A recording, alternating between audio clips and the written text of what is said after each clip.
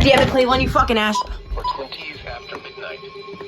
Sunday. What the hell happened to you? Forget about it.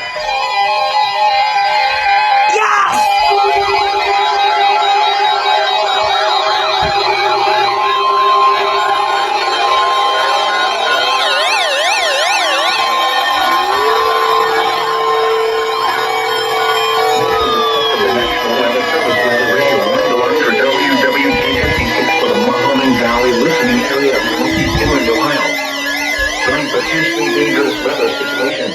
Specially built receivers are automatically activated to warn of the impending hazard. Tests of these receivers are normally conducted by the National Weather Service every Wednesday between 11 a.m. and noon. For existing severe weather in the area, the test will be postponed until the following day. This ends the test of the National Weather Service weather radio warning alarm.